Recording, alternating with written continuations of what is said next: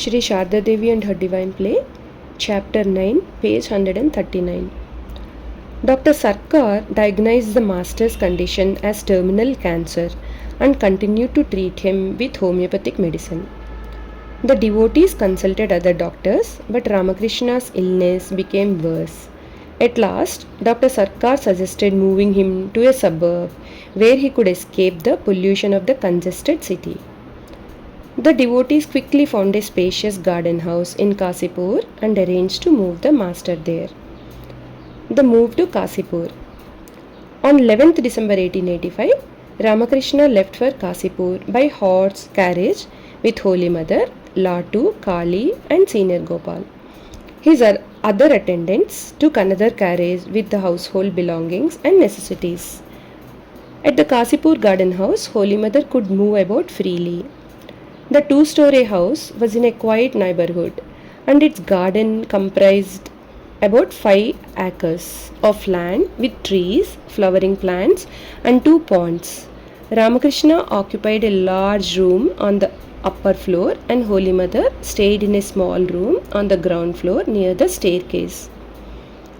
Narendra and some young disciples took up residence in 2 large rooms on the south side of the ground floor so they could attend to the master around the clock.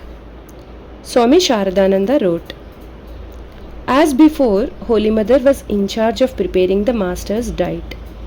If the doctor prescribed a special diet for the master in addition to regular food, Brother Gopal or another devotee would learn how to prepare it, then teach Holy Mother how to do so. Holy Mother could converse freely only with Brother Gopal and 1 or 2 others. In addition to preparing the master's meals, Holy Mother would carry the food tray to him a little before noon and shortly after sunset and wait until he had finished eating. The master's niece Lakshmi was brought to Cossipore to help the Holy Mother cook and perform other household duties as well as to keep her company. In addition, some of the women devotees who had regularly visited the master in Dakshineshwar began to come to Cossipore and stay with the Holy Mother for a few hours or sometimes for 1 or 2 days. After a week, the whole arrangement worked smoothly. The master had a very restricted diet. Dr. Sarkar prescribed soft foods such as farina pudding, rice gruel, milk, barley, vermicelli, palo, a custard made from the zeodari root, and also meat and clam stew so the master could gain some weight and strength.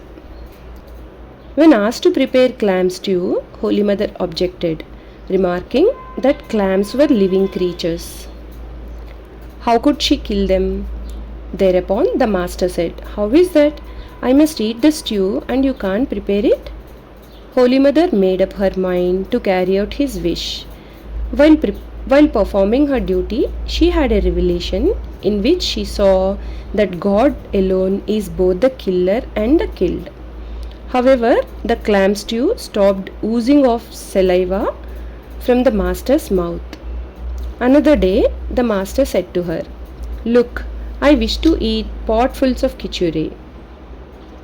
Household devotees paid the expenses for the master and the household, and the master's young disciples took responsibility for nursing, shopping and other errands. Holy Mother had to do a great deal of cooking over a wood-burning stove. She also carried the master's noon and evening meals to him. Later, she recalled an accident that happened one day. While living in the Cossipore garden, I was once climbing the steps carrying a big bowl of milk. I felt dizzy and fell down, and the entire milk split on the ground. One of my ankles was badly sprained. Naren and Baburam ran there and took care of me. There was a great inflammation of the foot. The master heard of the accident and said to Baburam, "Well, Baburam, it is a nice mess I am in now. Who will cook my food? Who will feed me now?"